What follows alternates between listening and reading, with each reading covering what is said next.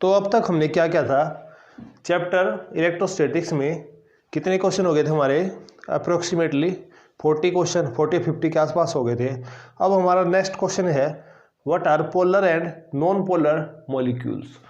तो मेरा जो नेक्स्ट क्वेश्चन है इसमें क्या क्या आपका, एक तो पोलर मॉलिक्यूल्स और एक आपका क्या है, नॉन पोलर मॉलिक्यूल्स। तो मेरे पोलर मॉलिक्यूल्स कौन से होते हैं, कैसे मटेरियल जिसमें क्या होता है पॉजिटिव और नेगेटिव चार्ज आर सेपरेटेड। जैसे आपका क्या होगा इसमें, इसका मतलब ये होगा कि कुछ मेरे ऐसे मटेरियल्स होते हैं, या हम कह सकते हैं उसको डाइलेक्ट्रिक्स। जब मैं इसमें इलेक्ट्रिक फील्ड अप्लाई करूंगा, ठीक है, तो इसमें क्या हो जाएंगे, एक डायपोल मोमेंट क्रिएट हो जाएगी, या पॉजिटिव नेगेटिव चार्ज क्या हो जाएंगे, थोड़े से सेपरेट हो जाएंगे। तो जैसे एग्जांपल मैं इसमें बता देता हूँ, जैसे आपका HCl, मतलब हम इसमें कह सकते हैं कि पोलर हमारे क्या होते हैं, अलग अलग उसके मिलके बने होते हैं। या आपका हो गया NaCl, ठीक है। तो इसमें क्या होता है आपका जो dipole moment, net dipole moment 0 के इक्वल नहीं होता। दूसरा मेरा कौन सा होता है, नॉन पोलर।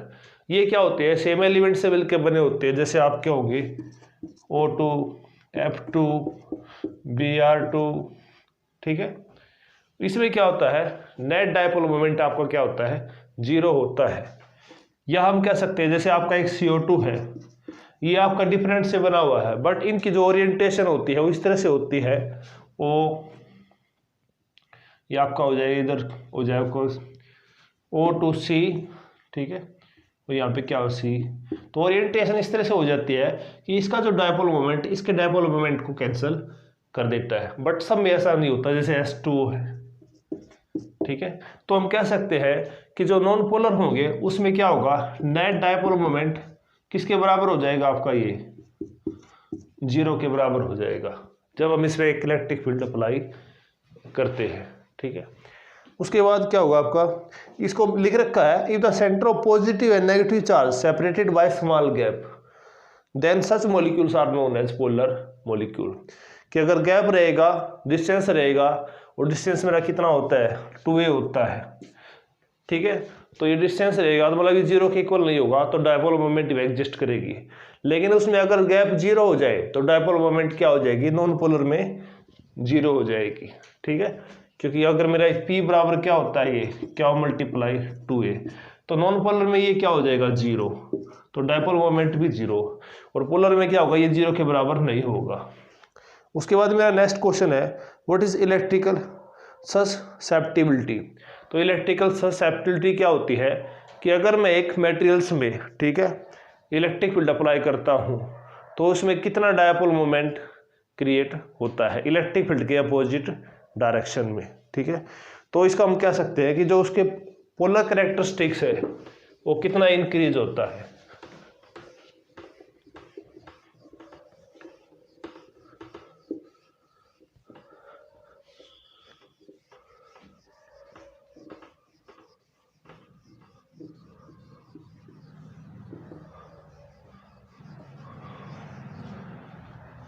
तो ये इलेक्ट्रिक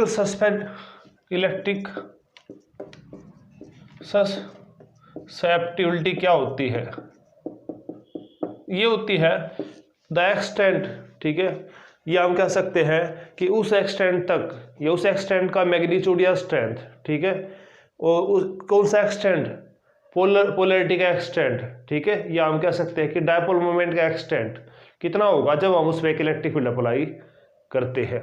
तो इसमें जो मेरा पोलैरिटी जो होगी, या हम कह सकते हैं कि पोलर कैरेक्टरिस्टिक्स, वो किस में डिपेंड करता है, directly proportional to electric field के, ठीक है। प्रोपोर्शनलिटी को हम हटा देते हैं तो हमारे यहाँ पे क्या आता है एप्सिलॉन m, और ये होता है जाई ई।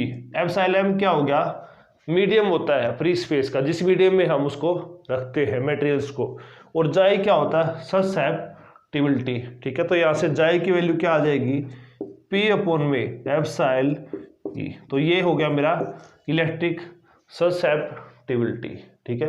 ये वो मैग्नीट्यूड होता है, पोलैरिटी का मैग्नीट्यूड, जब मैं किसी डाइलेक्ट्रिक के अक्रॉस एक इलेक्ट्रिक फील्ड को अप्लाई करता हूँ। उसके बाद मेरा नेक्स्ट क्वेश्चन है give the relation between dielectric constant and electric susceptibility. तो हमारा क्या बताना है कि एक डाइलेक्ट्रिक कांस्टेंट जो हमारा के होता है जिसकी वैल्यू क्या होती है 1/4 पाई एप्सिलॉन नॉट, और इलेक्ट्रिक ससेप्टिबिलिटी के बीच में क्या रिलेशन है। तो दोनों के बीच में क्या रिलेशन है,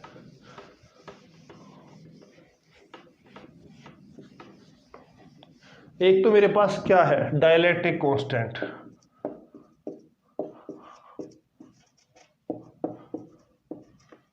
ठीक है, एक तो मेरे पास डाइलेक्ट्रिक कांस्टेंट है, ठीक है, और एक मेरे पास क्या है इलेक्ट्रिक ससेप्टिबिलिटी। देखो आप वैसे जनरली क्या होता है कि हम के लेते हैं, बट यहाँ पे थोड़ा सा कन्फ्यूजन हो जाता है, और मुझसे भी हो गया था ये कि के तो हमारा किसके लिए होता है 1/4 पाई एप्सिलॉन नॉट, ठीक है, ये कांस्टेंट होता है। और वैसे मैं अगर डाइलेक्ट्रिक कांस्टेंट के लिए हम साइन कौन सा यूज कर सकते हैं एप्सिलॉन आर, और ये किसके बराबर होता है एप्सिलॉन एम अपन में एप्सिलॉन नॉट।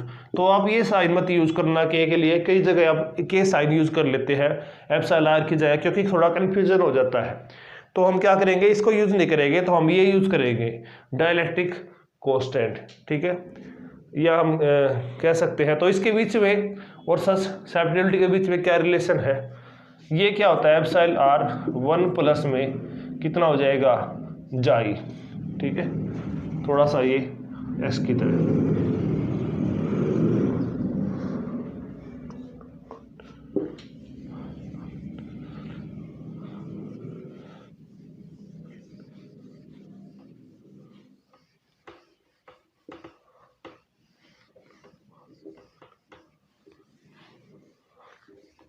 उसके बाद मेरा नेक्स्ट क्वेश्चन है give the formula for the capacitance of a spherical conductor of radius R, ठीक है।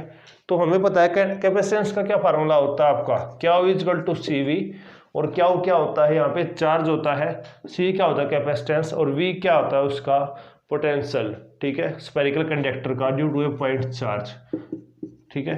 तो सबसे पहले मैं वी की वैल्यू फाइंड आउट कर लेता हूँ, और वी की वैल्यू मेरी क्या हो जाएगी आपकी, क्या हुआ upon 4 pi epsilon naught R. V की वैल्यू अब मेरे को क्या निकालना है, मेरे को इसमें निकालना है कैपेसिटेंस, मतलब सी निकालना है। तो सी क्या हो जाएगा क्या हुआ अपॉन में वी, ठीक है। तो क्या हो तो मेरा क्या होगा नेट चार्ज, जो किसके बराबर है स्मॉल क्या के बराबर है।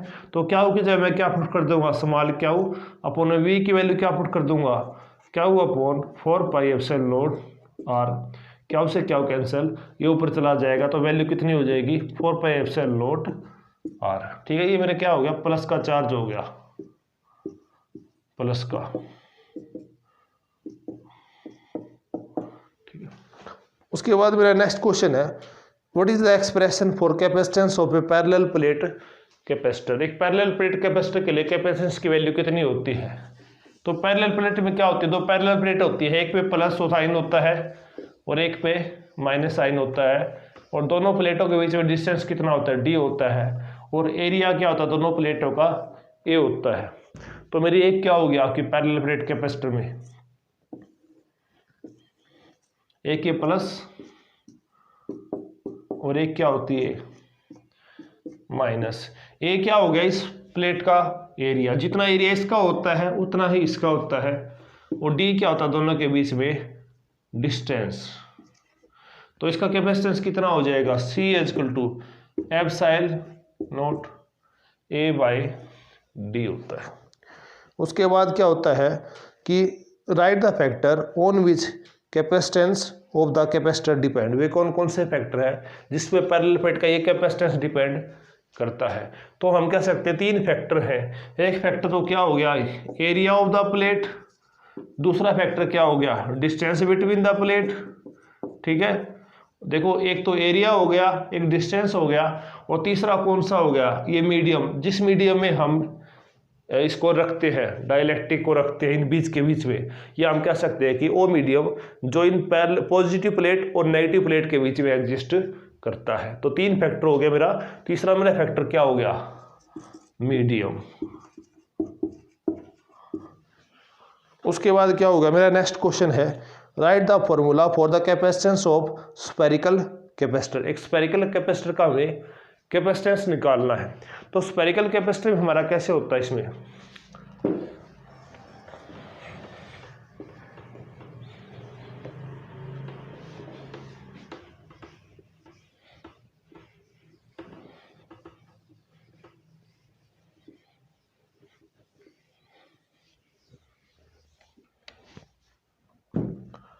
स्फेरिकल कैपेसिटेंस क्या होता है आपका, देखो एक जैसे आपका एक कैपेसिटेंस ये स्फेरिकल बॉडी होगी, ठीक है, तो इसमें हमने दो गॉसियन सरफेस कंसिडर कर लेते हैं, एक तो आपका ये, ठीक है, तो यहाँ पे हमारा क्या होता है प्लस का चार्ज, ठीक है,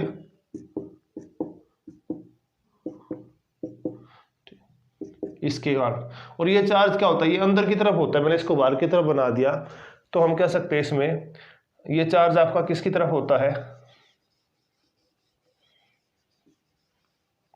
अंदर की तरफ कर लो, तो यहाँ पे आप प्लस प्लस प्लस, ठीक है, प्लस, तो हम क्या, अब हमारा जो इंडक्शन जो प्रॉपर्टी होती है कि इसके अपोजिट चार्ज यहाँ पे क्रिएट हो जाएगा, minus minus minus minus minus minus minus minus minus, ठीक है, और ये हमारा क्या होता है बाहर से किससे कनेक्ट होता है, अर्थिंग से कनेक्ट होता है, अर्थिड होता है, ठीक है, कि अगर मेरा यहाँ पे नेट पॉजिटिव चार्ज अगर क्रिएट होता है तो ये मेरा पॉजिटिव चार्ज किसी में चला जाएगा, अर्थ में चला जाएगा। ये जो डिस्टेंस होता है ये अंदर वाले स्फेरिक उसका गॉसियन सरफेस का हम कितना लेते हैं आपका ये ए, और बाहर वाले का डिस्टेंस कितना लेते हैं बी, यहाँ से यहाँ तक का डिस्टेंस बी, यहाँ से यहाँ तक का ए, ठीक है, तो मेरे को क्या निकालना है कैपेसिटेंस। अब मेरे पास फार्मूला क्या होता है, क्या V equal to C V, ठीक है, तो पहले मैं क्या करूँगा पोटेंशियल निकाल दूंगा, और पोटेंशियल आपको पता है स्केलर क्वांटिटी होती है, तो पहले मैं क्या करूँगा एक अंदर वाले स्फीयर के लिए निकालूंगा, तो अंदर वाले स्फीयर के लिए क्या मान लिया मैंने V1, और फॉर्मूले के अकॉर्डिंग क्या हो जाएगा आपका चार्ज मैंने मान लिया Q, ठीक है, और कौन से चार्ज के कारण हो रहा है, पॉजिटिव चार्ज के कारण, तो मैंने प्लस साइन लगा दिया 4πε0, ठीक है, और A। वैसे ही मैं क्या करूंगा माइनस वाले चार्ज के कारण पोटेंशियल क्या मान लूंगा V2, और कितना हो जाएगा माइनस Q अपॉन में 4πε0 B, तो मेरा नेट पोटेंशियल कितना हो जाएगा, मेरा नेट पोटेंशियल हो जाएगा V1 प्लस V2, और इसकी वैल्यू कितनी आ जाएगी आपकी, अगर मैं इन दोनों को ऐड करूंगा तो Q कॉमन ले लूंगा, 4πε0 कॉमन ले लूंगा, तो मेरा क्या बच जाएगा, इसमें Q कॉमन ले लिया, 4πε0 कॉमन ले लिया, अंदर क्या बच गया आपका 1 अपॉन में A माइनस में 1 अपॉन में B। देखो वैसे मैं ऐड कर रहा हूं तो प्लस माइनस माइनस हो जाएगा, और ये कितना हो जाएगा 1/A माइनस में 1/B। तो जब इसको मैं सोल्व करूंगा तो अंदर क्या बच जाएगा, क्या हुआ अपॉन में 4πε0, A भी एलसीएम ले लिया, क्या हो जाएगा B को 1 से मल्टीप्लाई करेंगे B माइनस A, तो ये मेरा क्या आ गया नेट पोटेंशियल डिफरेंस आ गया, इस V की वैल्यू आ गई, ठीक है। अब मेरे को निकालना है C, और यहाँ पे मेरा जो Q है वो किसके बराबर है, इस Q चार्ज के बराबर, तो Q की जगह मैं क्या पुट कर दूंगा Q, ठीक है, C, V की वैल्यू क्या आ गई, क्या हुआ अपॉन में 4πε0 ब्रैकेट में B माइनस A अपॉन में AB, तो Q से Q कैंसल, ठीक है, तो अब C की वैल्यू क्या होगी, C की वैल्यू आपकी हो जाएगी इसमें C बराबर 4πε0 AB अपॉन में B माइनस A। ये मेरा क्या होगा एक स्फेरिकल कंडक्टर में नेट कैपेसिटेंस होगा जब हम इसके आउटर सरफेस को अर्थिड कर देंगे, अर्थ से कनेक्ट कर देंगे। उसके बाद मेरा नेक्स्ट क्वेश्चन है right the expression for energy density of electric field in free space. देखो मीडियम यहाँ पे क्या दे रखा है फ्री स्पेस, फ्री स्पेस मतलब ε0 लेंगे हम, तो एनर्जी डेंसिटी क्या होती है कि जो मेरा जैसे पैरेलल प्लेट कैपेसिटर हो गया उसमें जो एनर्जी स्टोर होती है, ठीक है, वो जो इलेक्ट्रिकोस्टैटिक एनर्जी स्टोर होती है पर यूनिट वॉल्यूम, उसको हम क्या बोलेंगे एनर्जी डेंसिटी। तो उसकी वैल्यू क्या होती है, या मेरा कोई भी कैपेसिटेंस है, चाहे पैरेलल प्लेट है चाहे मेरा स्फेरिकल है, जो उसमें जो इलेक्ट्रिकल एनर्जी प्रोड्यूस होती है जनरेट होती है पर यूनिट वॉल्यूम, उसको बोलेंगे हम एनर्जी डेंसिटी।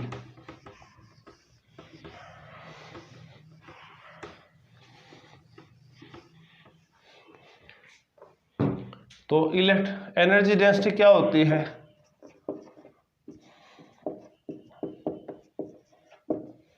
इलेक्ट्रिक एनर्जी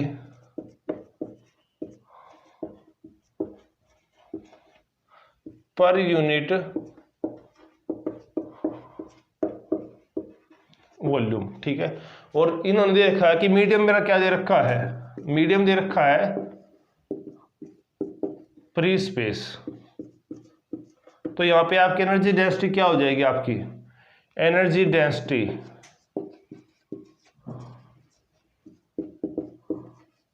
इसकी वैल्यू हो जाएगी 1/2 एप्सिलॉन नॉट ई स्क्वायर, ठीक है।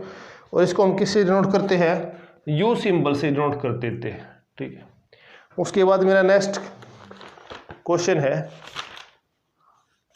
कि right the expression for energy stored in capacitor in the term of capacitance and potential difference between its plate, कि एक कैपेसिटर के अंदर जो हमारी एनर्जी स्टोर होती है उसका फार्मूला हमें लिखना है, और किसकी टर्म में लिखना है, कैपेसिटेंस और पोटेंशियल डिफरेंस सी और वी की टर्म में, ठीक है।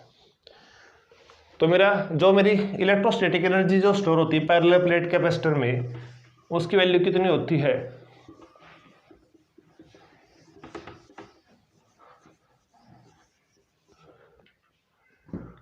इलेक्ट्रोस्टैटिक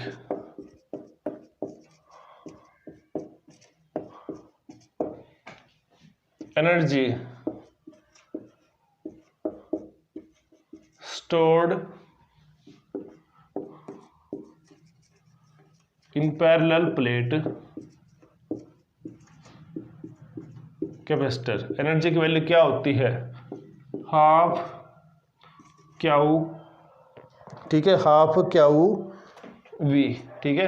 ये तो मेरा वैसे होती है, लेकिन और वैसे अगर हम देखें किसकी टर्म में निकाल लिए, कैपेसिटेंस और पोटेंशियल डिफरेंस की टर्म में, तो कितनी हो जाएगी, हाफ सी वी स्क्वायर, ठीक है, हाफ सी वी स्क्वायर। अगर हम दूसरी फॉर्म में भी इसको निकालना चाहे तो हमारी ये वैल्यू कितनी हो जाएगी, इसकी value half Q square upon में सी। मेरे पास ये तीन फार्मूले होते हैं, ठीक है, एनर्जी के। तो अगर मेरे पास ये मेरा पहला फार्मूला हाफ क्यू वी, ठीक है, तो इसे मैं दो भी निकाल सकता हूँ, जैसे मेरा हाफ क्यू इंटू वी, तो क्यू क्या होता है, चार्ज होता है, और वी क्या होता है, पोटेंशियल डिफरेंस। तो मेरे पास अब देखो क्यू बराबर क्या होता है, सी वी, ठीक है। तो मैं क्या करूँगा, पहले एक बार मैं यहाँ पे क्यू की वैल्यू पुट कर दूंगा, तो मेरे पास इन दोनों में से एक फार्मूला आ जाएगा। एक बार मैं वी की वैल्यू पुट कर दूंगा, इन दोनों से मेरे को एक फार्मूला मिल जाएगा। तो क्यू जब मैं पुट करूंगा इसकी जगह, तो क्या आ जाएगा आपका, ये हाफ क्यू की वैल्यू कितनी होती है, सी वी इंटू सी वी, ठीक है। वी से वी मल्टीप्लाई कर दिया तो कितना आ जाएगा, हाफ सी वी स्क्वायर, मतलब मेरे को ये फार्मूला मिल गया, ठीक है। अब मैं क्यू की वैल्यू को एज वेल रखने दूंगा, अब खाली वी की वैल्यू को मैं चेंज करूंगा, तो इस फार्मूले से मेरी वी की वैल्यू कितनी आ जाती है, वी हो जाएगा क्यू बाय सी। वी कितना हो जाएगा, क्यू बाय सी, यहाँ से वी आपका क्या हो जाएगा, वी की वैल्यू क्या हो जाएगी, सी नीचे आ जाएगा, ठीक है। अब इस वी की वैल्यू को यहाँ पुट करूंगा, तो यहाँ पुट करूंगा तो क्या आ जाएगा, हाफ क्यू, और वी की वैल्यू कितनी हो जाएगी, क्यू बाय सी, ठीक है। तो यहाँ से क्या हो जाएगा मेरा, क्यू क्यू से मल्टीप्लाई हो जाएगा, ठीक है। तो कितना हो जाएगा मेरा ये, हाफ क्यू स्क्वायर बाय सी। तो इसका मतलब मेरा ये वाला फार्मूला भी आ गया, ठीक है। तो स्टूडेंट्स आज का ये मेरे ख्याल से टॉपिक आपका कवर हो चुका है, वेरी शॉर्ट क्वेश्चन आंसर का। अब हम इसके बाद नेक्स्ट जो वीडियो बनाएंगे उसमें हम short answer type question study करेंगे। Thank you.